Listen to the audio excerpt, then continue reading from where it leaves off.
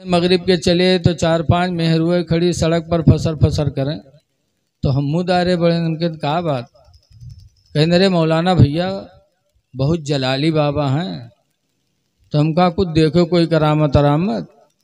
कहने रे मौलाना भैया बहुत जलाली हैं, वो एक बीड़ी नहीं पिए थे पूरे पूरे बंडल मांग लगाए के पिए थे। मौलाना भैया बहुत जलाली बाबा हैं। घर में मेरी बीवी है लेकिन मेरे अब्बा और मेरी बीवी में बनती नहीं है। बीवी कहती है बाप से अलग रहो और अब्बा कहते हैं कि बीवी को तलाक दे दो। आज हम लोग तो बीवियों के फूंक में आ जाते हैं, लेकिन सहाबा ने सरकार से मसला पूछा कि किसकी बात माने, बीवी की माने या शौहर की माने, या बीवी की माने या अपने अब्बा की माने। तो अल्लाह के रसूल सल्लल्लाहु अलैहि वसल्लम ने इरशाद फरमाया था इन्ना बन्नबवाबुल जन्नह कि बेशक बाप तुम्हारा जन्नत का दरवाज़ा है। माँ जन्नत है और बाप जन्नत का दरवाज़ा है। बेशक फ़इन शीता खुज़हा तो अगर तू जन्नत को लेना चाहता तो ले ले, बाप का कहा मान जा, बीवी को तलाक दे दे। वइन शीता दय्याहा और अगर जन्नत को खोना चाहता है तो खो दे, बीवी का बाप बीवी के साथ हो जा, बाप को छोड़ दे। सरकार ने दोनों रास्ता सिखा दिया, बता दिया। उन्होंने कहा था वल्लाहि ला तुरुकुल जन्ना, कसम अल्लाह की मैं जन्नत को नहीं छोड़ूंगा। और ये कह करके घर में गए और बीवी को तलाक़ें दे दी। बीवी ने कहा मेरे प्यारे शौहर कौन सी गलती हो गई कि तुमने आते आते मुझे तलाक दे दिया। तो उन्होंने कहा था मेरी बीवी सुन ले, मैंने तुझे छोड़ा है तो दूसरी बीवी पाऊंगा, बीवी के बदले में दूसरी बीवी तो मिल जाएगी, लेकिन बाप के बदले में दूसरा बाप कयामत तक नहीं मिल पाएगा। इसलिए बाप का साथ कभी नहीं छोड़ सकता। ऐ लोगों, सहाबा हमारे तुम्हारे लिए नमूने अमल हैं। अगर ऐसा कोई मामला आ जाए बीवी और माँ बाप का तो माँ बाप को तरजीह दो, बीवी को माँ बाप पर तरजीह न दिया करो। माँ बाप तुम्हारे लिए जन्नत भी हैं, तुम्हारे लिए जहन्नम भी हैं। इसीलिए एक साहब हुजूर के पास गए थे, उन्होंने पूछा था मन अहक्कु बिहुस्न सहाबती, अल्लाह के रसूल ये बता दीजिए कि दुनिया में हम सबसे ज़्यादा एहसान किसके साथ करें, किसके साथ एहसान करें। आज तो सबसे ज़्यादा पीर साहब का लिए घूमत हैं लोग। पीर साहब आज हैं तो पीछे पीछे, अरे पीर पहले नहीं है, पहले तुम्हारे माँ बाप हैं। पीर बाद में है, माँ बाप पहले हैं। माँ बाप को राज़ी करोगे तो खुदा राज़ी होगा। पीर के राज़ी करने में कहीं नहीं लिखा है कि खुदा राज़ी होगा। जहाँ लिखा है वो यही लिखा है कि माँ बाप की रज़ा में तुम्हारा रब तुमसे राज़ी होगा। मेरे पैगम्बर फरमाते रज़ा और रब फिर रज़ा इल वालिदैन, तुम्हारे रब की रज़ा माँ बाप की रज़ा में है। इसलिए ऐ लोगों, पीर का पीछा बाद में करो, पहले माँ बाप को देखो कि माँ बाप ने तुम्हारे खाए कि नहीं खाए। आज बरेली शरीफ के आला हजरत जहाँ से मुरीद हैं, वहाँ के गद्दी नशीन हुजूर नजीब हैदर हसन मियाँ फरमाया करते हैं अपने मुरीदों से कि ऐ मुरीदों, तुम ये न सोचना कि हम पीर को राज़ी करके जन्नत ले लेंगे। खुदा की कसम जब तक माँ बाप राज़ी नहीं होंगे पीर तुम्हारे काम नहीं आएगा। बेशक अच्छे पीर जो होते हैं वो यही तालीम देते हैं। लेकिन आजकल जो उन गांव-गांव घूमत है बाबा दई, वो कहा थे जौन कुछ हन बस हमिन हन। हमारे खन्नापुरवा गांव में एक बाबा आए, हफ्ता गुजर गया, मस्जिद में नहीं देखा गया उनका, और गांव में रहे।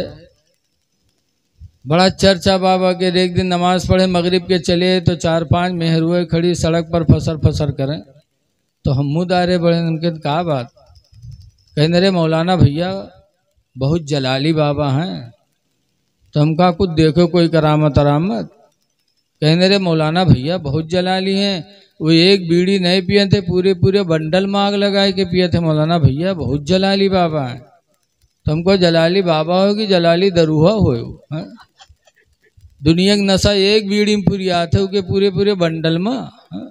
बताओ, यही मेहरुए करामत समझ लेते हैं। ऐ लोगों, ऐसे ईमान के लुटेरे गांव गांव फिरते हैं, तुम पहले माँ बाप को राजी कर लो। साहबी ने पूछा, मन अहक़्क़ु बिहुस्ने सहाबते, अल्लाह के रसूल मेरे एहसान का दुनिया में सबसे ज्यादा हकदार कौन है? मैं सबसे ज्यादा एहसान किसके साथ करूं? फ़क़ाल रसूलुल्लाह उम्मुका, तो सरकार फरमाते तेरी माँ है, माँ है तेरी माँ। कुल तो सुम्मा मन, फिर वो कहते मैंने कहा अल्लाह के रसूल माँ के बाद फिर कौन है? फ़क़ाल रसूलुल्लाह उम्मुका, तो सरकार ने फरमाया तेरी माँ है। दोबारा भी फरमाया तेरी माँ है। तीसरी मर्तबा फिर पूछा सुम्मा मन, अल्लाह के रसूल फिर कौन है? तो तीसरी मर्तबा भी सरकार ने फरमाया उम्मुका, तेरी माँ है। सुम्मा मन, फिर कौन है अल्लाह के रसूल? फ़क़ाल रसूलुल्लाह अबूका, तो सरकार ने फरमाया तेरा बाप है। उसके बाद न उन्होंने कुछ पूछा ना नबी ने कुछ जवाब दिया।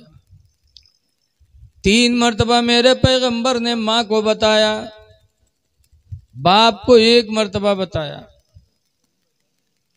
क्यों? औलाद पर माँ के 3 एहसान होते हैं। पहला एहसान माँ का यह है कि 9 महीना तक माँ अपने बच्चे को अपने पेट में रखती है, 9 महीना के अंदर अपने ख्वाहिशात को छोड़ देती है। बहुत सी चीजें खाने का दिल चाहता लेकिन सोचती है बच्चे को तकलीफ होगी तो नहीं खाती। तो पहला एहसान माँ का यह है कि 9 महीना तक अपने पेट में रखती, और दूसरा एहसान यह है कि अपने सीने का दूध मुफ्त में 2 साल तक पिलाती रहती है, कोई बदला नहीं। जिनके यहाँ घर में दूध नहीं हो पाता, डब्बा लाना पड़ता, डब्बा लाने वालों से पूछो कितना महंगा दूध मिलता है बच्चों का। लेकिन माँ मुफ्त में अपने बच्चे को 2 साल तक दूध पिलाती है। लेकिन कुछ औरतें हैं जो दूध 2 साल तक नहीं पिलाती। कुरान हकीम में है वयरदाना हौलैन कामिलैन, लिखा है कि औरतें अपने बच्चों को 2 साल मुकम्मल दूध पिलाएं। लेकिन कुछ लोग अपने औरत का इतना मुहाद कहते ना है दूध ना पिया तो कमजोर हो जाइए। हम डब्बक दूध लिए थे। माँ के दूध में जो अल्लाह ने ताकत रखी है वो डब्बा में नहीं। इसीलिए आजकल बच्चे डरपोकना होते हैं। हमारे यहाँ बम्बई से मेहमान आए कुछ, हमारा घर गांव के बाहर था, अंदर लेटरिंग बनी हुई थी। एक बनारस के भी मेहमान थे, उसी में बम्बई रहते हैं, लेटरिंग कर रहे थे। बाहर लाही लाग रहा है, लाही में कुत्ता लड़ाई लग गया। बस वो पैखाना करता है, पैखाना करते भाग गया है बाहर। हम लोगों ने कहा क्या रे मौलाना साहब कुत्ता चढ़े आ रहे हैं, कुत्ता आ गया। हमने कहा यार तुम घर के अंदर हो, कुत्ता खेत में है। ये डर इतना क्यों है? इसलिए कि माँ का दूध बच्चों को बहुत कम मिलता है। 2 साल तक माँ अपने बच्चे को दूध पिलाती है बगैर पैसा लिए। और तीसरा एहसान ये है कि माँ अपने बच्चे की परवरिश करती है बगैर किसी लालच के। वैसी परवरिश कि बच्चा खा नहीं पाता तो माँ अपने बच्चे को निवाला खिलाती है। और वही माँ जब बूढ़ी होती है तो बच्चे को तौफीक नहीं होती कि अपने माँ को खाना दे दे। खिलाना तो छोड़ दो, हाँ कब खिलाएंगे? जब जाकनी का वक्त आएगा। बाप या माँ की जाकनी का वक्त आ गया, अब मुंह में पानी नहीं जा रहा है तो लड़का दूध लेके जाएगा, चम्मच से डालेगा। बाप का दिल जलता है कि मेरे बच्चे, जब मैं खाने के लायक था तब तूने सोचा नहीं, और आज अब मेरे हलक से पानी नहीं जा रहा है तो तू दूध मेरे हलक में डाल रहा है। बड़े अफसोस की बात होती है। तो माँ के 3 एहसान हैं, इसीलिए अल्लाह के रसूल ने 3 मर्तबा माँ का नाम लिया। और अब्बा का 1 एहसान, वो क्या है कि बच्चे की वो भी परवरिश करते हैं। बच्चे को बाप भी पालता है, लेकिन बाप कौन मेरे पालत है? जइए बाहर दिन भर रही हैं, शाम के जब आई हैं तो लड़कवा ले हैं बड़ी मोहब्बत से के हुलुलुलु करी हैं, और जहाँ लड़कवा के बुल्ल से नाक निकली वो कहीं पकड़ ही करे, पकड़ ले जाई का बाहर उठा के लेके जा। लेकिन ऐसे आलम में भी वो माँ आती है और अपने बच्चे को गोद में लेकर अपने दुपट्टे से नाक साफ करती है। माँ का एहसान बंदा कभी चुका नहीं सकता। इसीलिए एक साहब ने अपनी माँ को कंधे पे बिठा बिठा के 25 मरतबा हज कराया, 25 मरतबा। फिर उन्होंने पूछा क्या मैं माँ के हक से अदा हो गया? तो सरकार फरमाते हैं कि माँ के हक से अदा तू कह रहा है? तेरे पैदाइश में तेरे माँ को तकलीफ के जितने झटके लगे थे, हो सकता उनमें से किसी एक झटके का बदला हो, वरना वो भी नहीं। ऐ लोगों, माँ बाप का एहसान बहुत है। इसीलिए कुरान में जगह जगह माँ बाप की तरफ अल्लाह ताला ने रग़बत दिलाई है।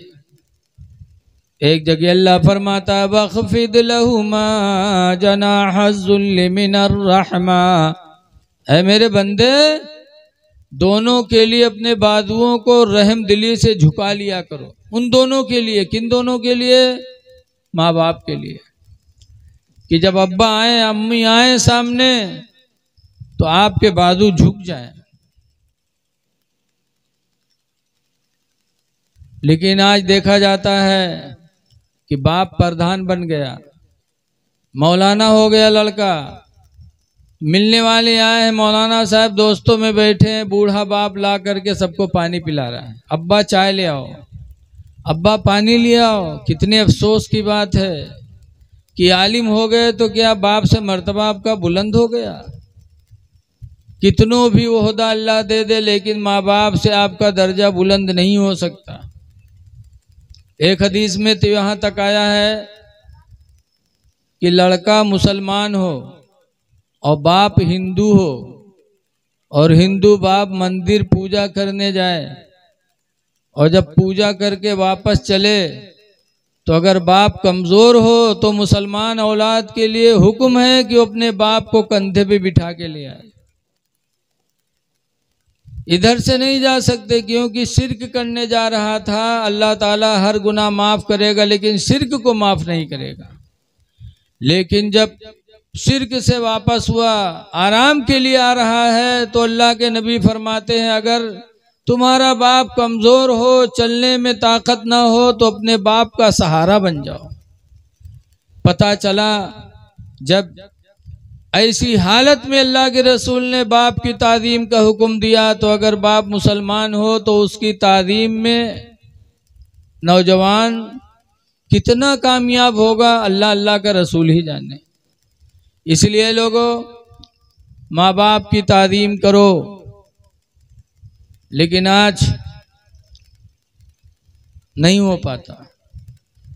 देखा जाता है कि बहुत सी हमारी माँ बहनें मिलाद में जाएंगी, और अगर खुटिया पाएंगी, मिठाई पाएंगी तो उसको खाएंगी नहीं, दुपट्टे में बांध लेंगी। सुबह जब होगी तब अपने बच्चों को बुलाएंगे, लेकिन उनमें अगर कहूँ बिटिया आए गए पहले तो क्या कहें भाग भाग तो का खवे लड़कवा बले हैं, लड़कवा उका खिलाई है। लेकिन वही लड़का जब जवान हुए और उनके बीवी है उनका लतियावे शुरू करी, तब बिटिया का याद करी है। ऐ लोगों, माँ की मोहब्बत बहुत होती है। वो तुम्हारे लिए रात भर चंद बतासे, चंद खुरमे अपने कोच में बांध कर रखती है, सुबह आपको खिलाती है। लेकिन वही लड़का जब जवान होता है तो अच्छी अच्छी मिठाई लेके आएगा और माँ बाप से छुपा के रखेगा। लिखा है एक आदमी था, उसकी माँ बहुत बूढ़ी हो गई थी।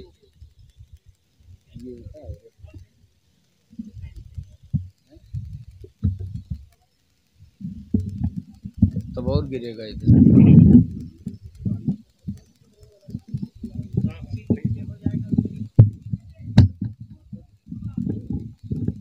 चलो चलो चलो, हाँ इलाज हो गया बस, ठीक है रहने दो। हाँ कसो कसो कसो।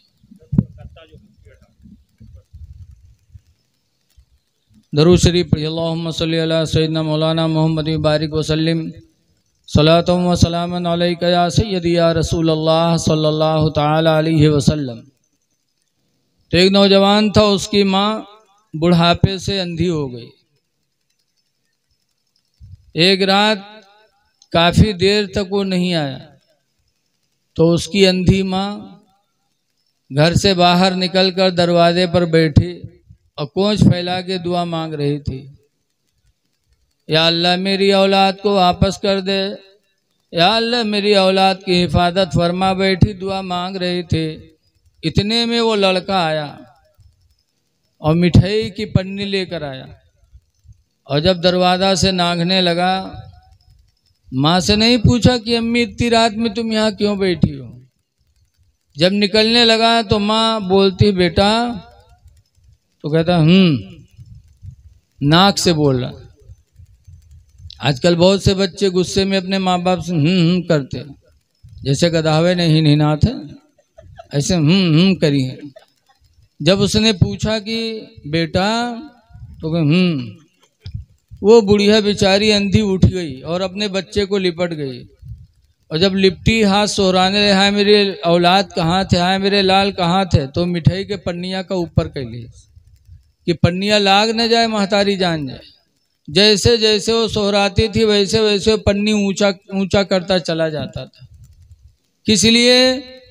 कि माँ को पता ना चले, कि कहीं माँ को देना ना पड़े। ऐ लोगों, माँ की खिदमत करो। अपने नबी की महफिल में आए, जरा सुनो। हुजूर पैदा हुए तो सबसे पहले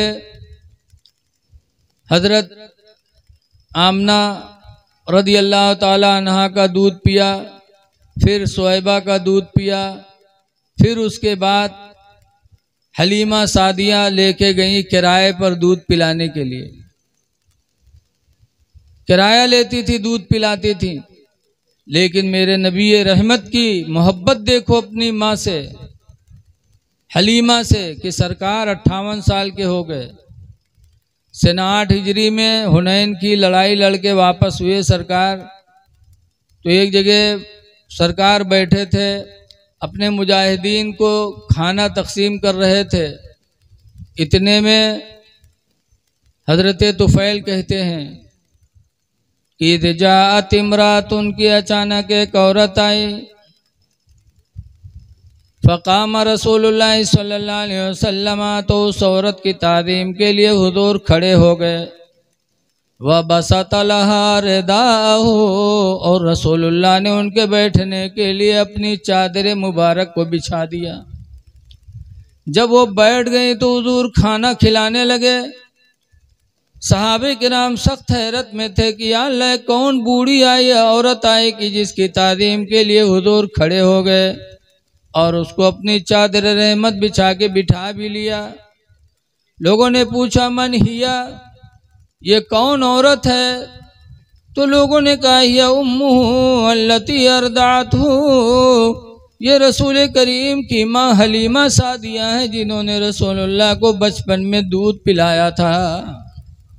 ऐ लोगों, किराया लेके हलीमा ने दूध पिलाया था, लेकिन मेरे पैगंबर ने अपनी रज़ाई माँ का हक इस तरह अदा किया। 58 साल की उम्र में होकर के भी उन्होंने अपनी माँ के लिए चादर रहमत बिछाई।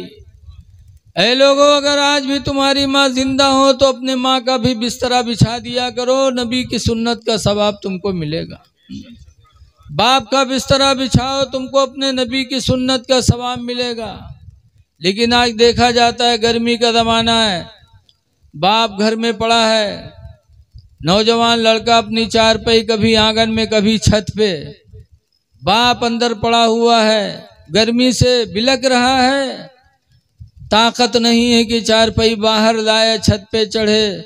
लेकिन नौजवान को फिक्र नहीं है कि हम गर्मी से बचने के लिए छत पे चढ़ जाते, गर्मी से बचने के लिए हम बाहर चारपाई डाल लेते। हमारा बूढ़ा बाप अंदर है, हमारी बूढ़ी माँ अंदर है, काश अगर नौजवान गर्मी से बचाए, अपने माँ बाप का बिस्तरा बिछा दे, तो खुदा की कसम अल्लाह भी राजी होगा, अल्लाह के रसूल भी राजी होंगे। जैसे तुम्हें गर्मी लगती है वैसे तुम्हारे माँ बाप को भी तो गर्मी लगती है, लेकिन कमजोर हो गए, अब वो अपना बिस्तरा इधर से उधर नहीं ले जा सकते, तो आप उनकी तरफ तवज्जो नहीं देते। नबी करीम की सुन्नत को तलाश करो। माँ बाप की खिदमत हमारे तुम्हारे लिए जरिए निजात है।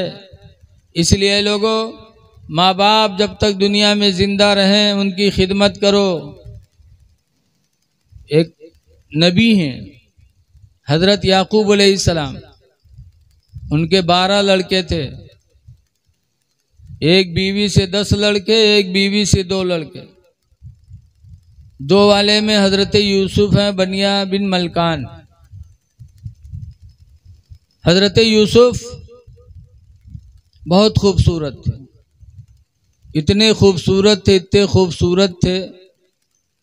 हजरत यूसुफ अलैहिस्सलाम की रवायतों में लिखा है कि दुनिया में मर्दों में सबसे ज़्यादा खूबसूरत अल्लाह ने अगर किसी को बनाया है तो यूसुफ अलैहिस्सलाम को, और पूरी दुनिया में औरतों में सबसे ज़्यादा खूबसूरत अगर अल्लाह ने बनाया है तो हज़रत इब्राहीम की बीवी हज़रत सारा बहुत खूबसूरत थी, दुनिया में बेमिसाल। हज़रत यूसुफ अलैहिस्सलाम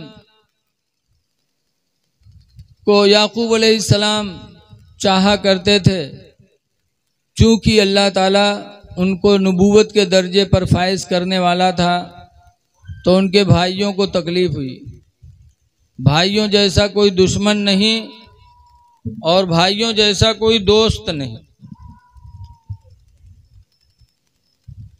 भाई लोग जलने लगे कि यही हुआ तो यूसुफ को सारी जायदाद मेरे अब्बा दे देंगे, तो यूसुफ अलैहिस्सलाम के दुश्मन हो गए और यूसुफ अलैहिस्सलाम को जंगल में लेके गए और मार कर कुएं में डाल दिया, और एक बकरी ज़बह करके उसके खून में यूसुफ अलैहिस्सलाम का कुर्ता आलूदा किया और चिल्लाते हुए घर गए और कहा, अब्बा यूसुफ को तो भेड़िए ने खा लिया। लेकिन याकूब अलैहिस्सलाम भी अल्लाह के नबी थे, उन्होंने यूसुफ अलैहिस्सलाम का कुर्ता फैलाया, कहीं कुर्ते में भेड़िए के दांत भी नहीं लगे थे। तो याकूब अलैहिस्सलाम ने कहा था, जंगल का भेड़िया कितना होशियार निकला कि मेरे यूसुफ को खा लिया और दांत तक उसके नहीं लगे। याकूब अलैहिस्सलाम जब खाना तैयार हुआ उसको बुलाया कि आओ खाना खा लो, तो लाठी लेके आवा कि आज तो मरे ही मारे। जब बैठा बीवी ने खाना रखा, फिर कहा थे सब मछलियाँ बनाए हैं, तो सर हिलाई से जैसे सर हिलाई से वैसे उठाई इस लाठी, कहीं सारे सब काहे बनाए डाले रे, आधा रख दी थी कल का खाई बेरे, कहे अरे रे भूल गई थी आधी मछली कल के लिए भी मैंने रख दिया। अब वो सट हो गवा, अब कोई सवाल ही नहीं उसके नजदीक। तो खैस तो, लेकिन खाना कहाँ अलग मजा है, बना बनावा प्रोग्राम के खराब है।